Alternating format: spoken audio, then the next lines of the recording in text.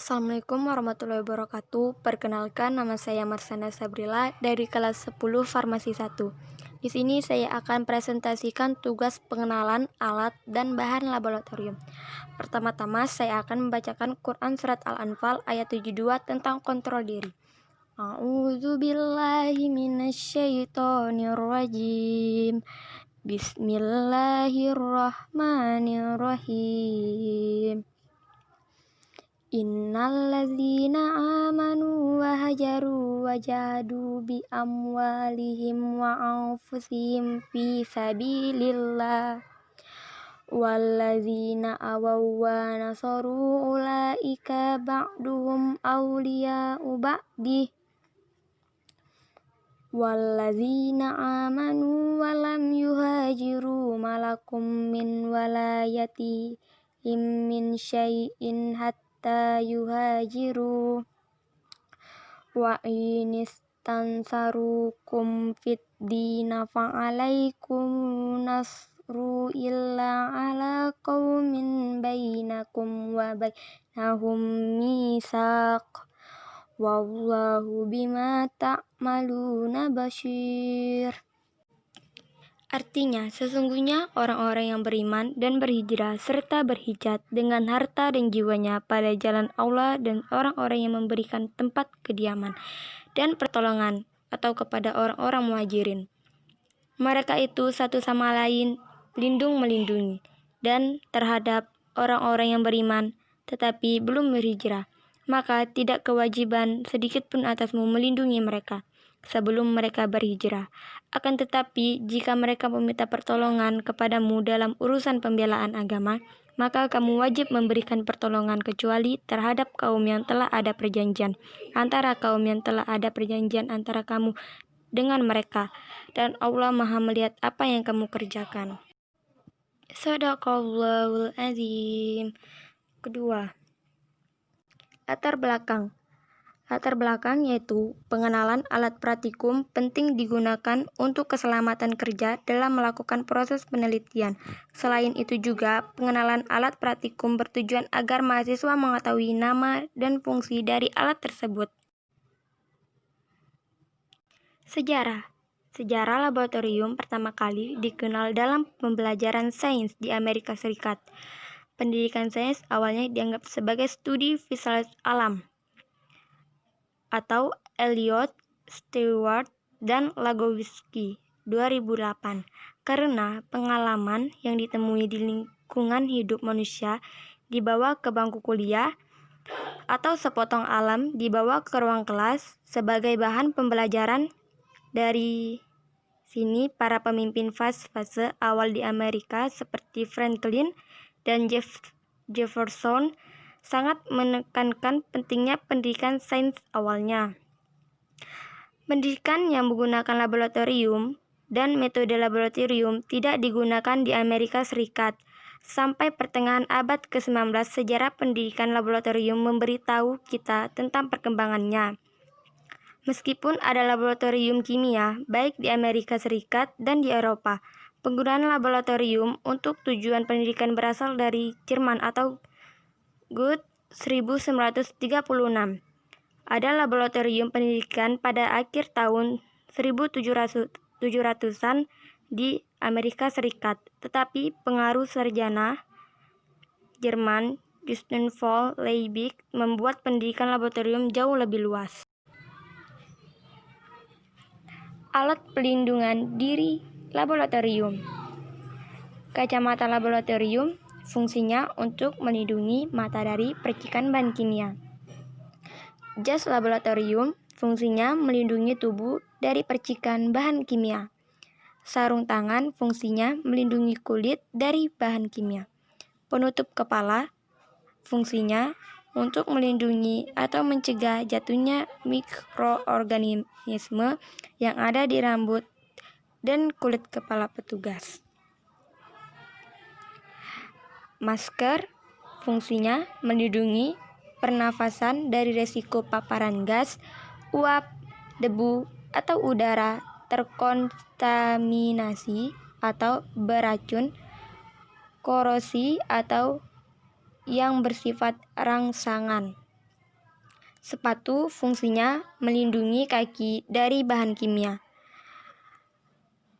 Respirator fungsinya melindungi pernafasan dari paparan debu, gabut, uap logam, asap, dan gas-gas berbahaya. Alat pelindung muka fungsinya melindungi muka dari partikel kecil yang melayang di udara. Perlindungan telinga fungsinya untuk melindungi telinga dari suara peralatan. Penyumbat telinga fungsinya melindungi telinga dari kebisingan dari suara yang dikeluarkan peralatan tertentu. Tali pengaman fungsinya untuk melindungi diri dalam ketinggian. Alat pelindung tubuh fungsinya melindungi seluruh atau sebagian tubuh dari percikan api, suhu panas, atau dingin cairan bahan kimia. Deskripsi alat-alat laboratorium. Alat-alat laboratorium adalah salah satu pusat segala aktivitas ilmiah yang meliputi riset, eksperimen, dan pengukuran. Ada beberapa jenis laboratorium, diantaranya adalah laboratorium kimia, laboratorium biologi, dan fisika, dan lain-lain. Peralatan lab yang dipakai di setiap laboratorium ada yang sama dan ada pula yang berbeda. Semua memiliki jenis peralatan khas yang sesuai dengan fungsi dan kegunaannya masing-masing, termasuk peralatan lab kimia dan biologi. Mereka memiliki alat khasnya tersendiri. Di antara alat-alat laboratorium kimia adalah gelas ukur, gelas beker, labu ukur, tabung reaksi, dan plat tetes. Dan alat-alat diantaranya adalah mikroskop, kaca pembesar atau loupe, stetoskop, termometer digital, anatomi manusia.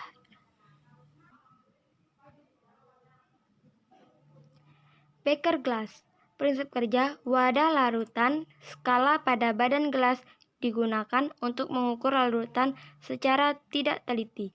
Fungsinya sebagai tempat melarutkan zat, tempat memanaskan, menguapkan larutan air.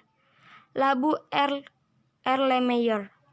Prinsip kerja labu Erlenmeyer dengan tutup asa digunakan untuk pencampuran reaksi dengan pengocokan kuat, sedangkan labu Erlenmeyer tanpa tutup asa biasanya digunakan untuk mencampurkan reaksi dengan kecepatan lemah. Fungsinya labu Erlenmeyer dengan tutup asa digunakan untuk titrasi dengan pengocokan kuat, dihubungkan dengan alat ekstraksi, alat destilasi, dan sebagainya. Labu Erlenmeyer tanpa tutup asa digunakan untuk titrasi dengan pengocokan lemah hingga sedang. Tabung reaksi. Prinsip kerja sebagai wadah larutan, beberapa memiliki tutup yang digunakan untuk meletakkan sampel atau darah.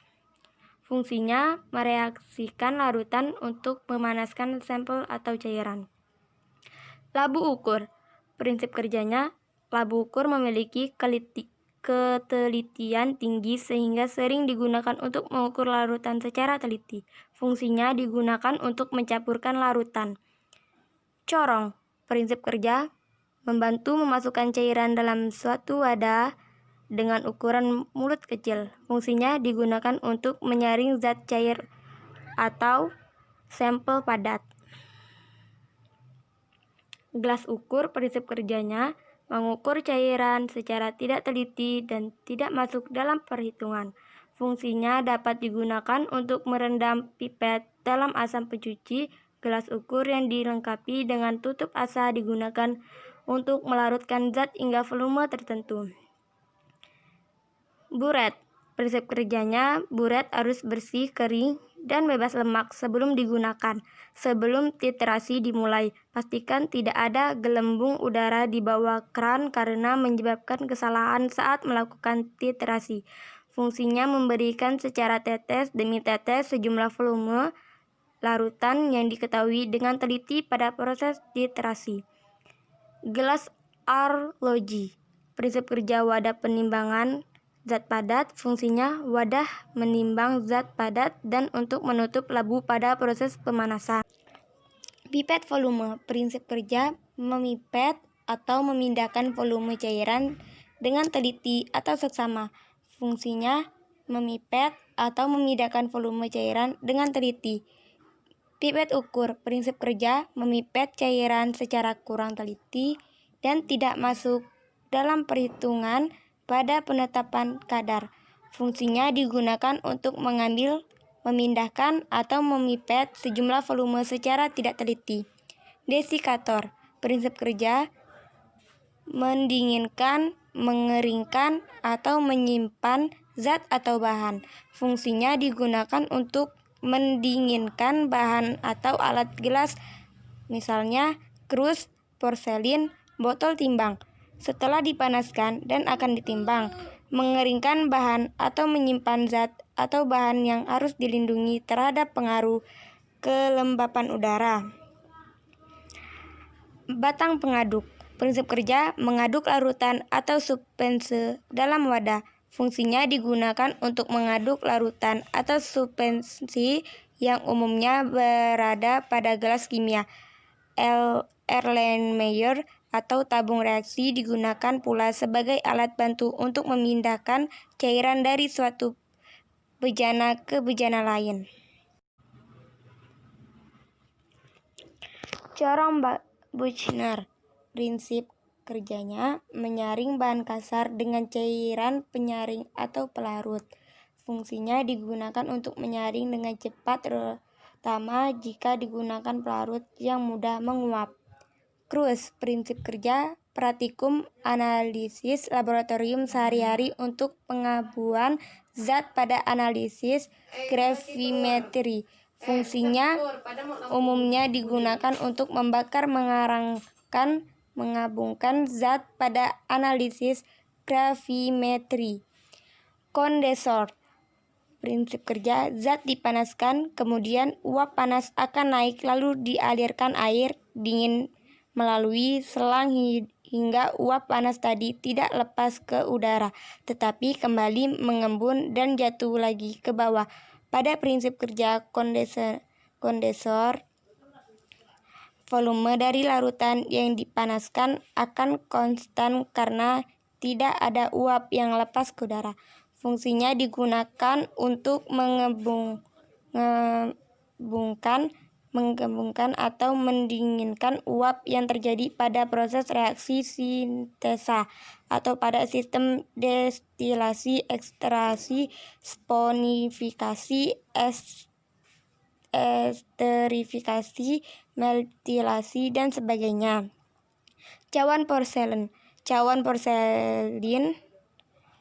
mempunyai kapasitas 4-2.900 mili. Sebagian cawan petri tidak tahan pada suhu di atas 300 Celcius. Fungsinya untuk menguapkan cairan pada suhu yang tidak terlalu tinggi atau oven di atas tanas, air, uap, pasir, dan sebagainya. Pipet tetes, prinsip kerjanya menambahkan cairan tetes demi tetes hingga volume tetap. Fungsinya memindahkan larutan dari satu wadah ke wadah lain.